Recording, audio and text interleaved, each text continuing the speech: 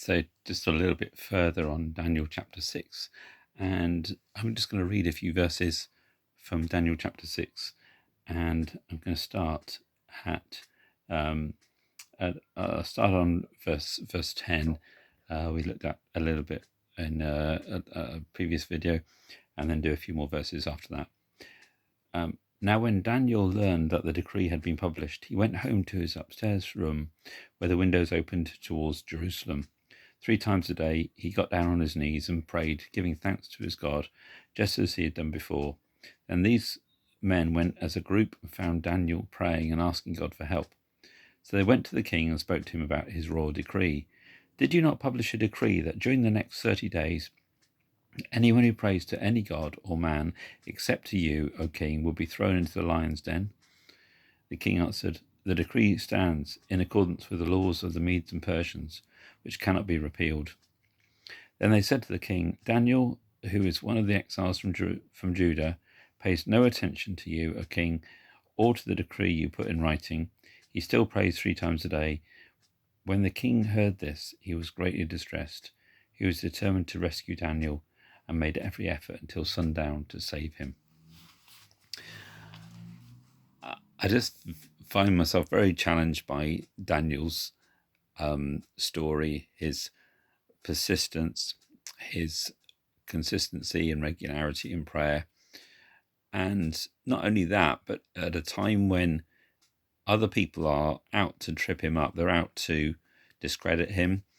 They've been in a little scheme that's clear in the earlier part of Daniel chapter 6 about these guys who've cooked up this little scheme to try and unstick Daniel, and they've used his prayer life as the point of contention, and they want him to be discredited because he hasn't put the king first above his God. And so they've made Darius the king number one, and Daniel's approach is that I respect Darius the king, I serve him faithfully, but my God is number one. So they're using this, and of course then Darius realizes what's happened. It's a little scheme, and the person who's going to suffer because of the scheme is Daniel, who's actually his most sort of faithful, consistent advisor, somebody who's serving him well, and who definitely is a great asset to him, not somebody he wants to lose.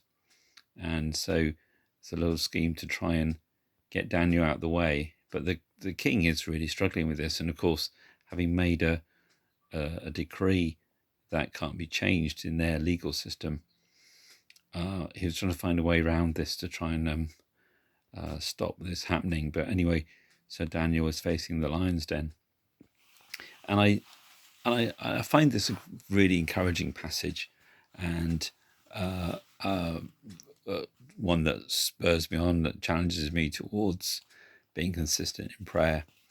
And I have a number of friends in different places who I respect highly, and I see their passion, their consistency, their perseverance with prayer, and particularly for their nation and for the people that they're concerned for and the issues they're concerned for. And it's great to do little videos, and it's great to do lots of things, and it's sometimes great to get on social media and so on. But I then have to challenge myself and say, have I lost that consistency, that rhythm, that intimacy of place with God in prayer? And the interesting thing with this little story is these guys had this plan to somehow leave Daniel out of this place, get him in the lion's den and not in the place of prayer in his upstairs room. And of course, well, what they didn't realize is Daniel was someone who takes prayer with him. It wasn't so much about his upstairs room, although that was the location, and he had some set times, and he had a set direction as well. He prayed towards Jerusalem. So he was an exile from Jerusalem. His face was set towards Jerusalem. so much like Jesus in the Gospels. His face was set like flint. It was set towards Jerusalem. He understood the goal, and he understood God's purpose, God's eternal destiny. And I think Daniel has a grasp of this. We see in the book of Daniel how Daniel is really used by God and given revelation and understanding about the greater purposes, the empires involved with the world, and God's great plan, God's kingdom, God's great strategy for the nations and for time. And there's a verse, isn't there, in Scripture that says God shares his secrets with his friends. And Abraham was called a friend of God. And you really get this feeling very strongly in the book of Daniel, that Daniel is a friend of God. He's someone who is trustworthy. And the later part of Daniel, God shares some very important things. But we see that in the earlier part of Daniel as well. So even during his political life and being in the middle of empires, being in the middle of history, being in the middle of major leaders and their influence in history, Daniel's right there in the center of the action. And yet he's seeing God's bigger picture. He's seeing what God's doing. He's not just overawed by powerful people. He's not just knocked sideways by them. He's not even swayed by them when it comes to defending his life and being under great threat. And clearly in this case he was under considerable threat, so he puts his life on the line. But Daniel is open to hearing what God is saying and listening to the voice of God in the situation. And I just want to finish really and close with this quick thought, really, from looking at Andrew Murray's writing. Andrew Murray was a great man of prayer, a Scotsman, and lots of things we can learn from him. And I pray really that some of these great heroes, these great classic writers, these great deep heroes of the faith who bring very, very rich materials to us, I pray that we will be able to draw from those wells and learn from them and dig into them as well. People like Tozer, A.W. Tozer, Spurgeon, and many others. I'm sure there's others that you may have come across, or certainly is worth pursuing or finding out about. Anyway, so this is just from Andrew Murray. It's a beautiful book. I found very, very influential and very helpful. And it's got these little prayers in it, which are fantastic. And it's called The True Vine. It's one of his great classics. And it's about fruitfulness and stability in Jesus, based on John 15, which talks about the true vine. And this bit is all about us as the branches. And it says, excuse the old language because of obviously the time in which he wrote, so was a little bit more archaic language. Ye are the branches. This word too, Lord. O speak it in power unto my soul. Let not the branch of the earthly vine put me to shame, but as it only lives to bear the fruit of the vine, may my life on earth have no wish or aim, but to let thee bring forth fruit through me. So, yeah, very much in agreement with Andrew Murray's prayer. May we bear fruit. May we not be shamed by the vine that brings the grapes into being, that sees their fruitfulness and its purpose, and its whole life cycle revolves around producing these grapes.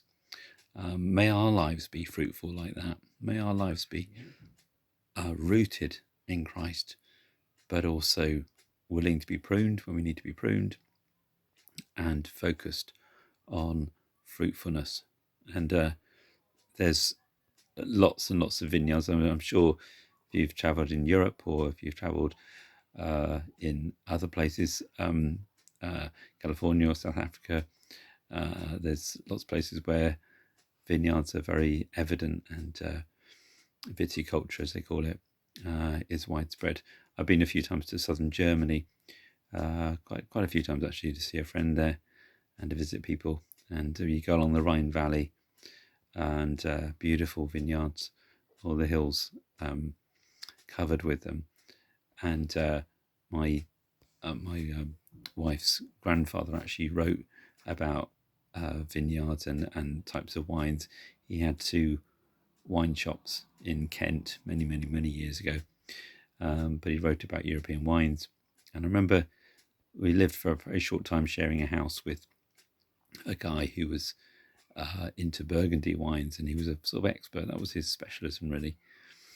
And what I learned actually from him was that there was very particular types of soil, very specific types of soil that created unique conditions and climate for these different vines. And so the wines of Burgundy are very rich, and depending which vineyard they're attached to, they might have very specific flavors.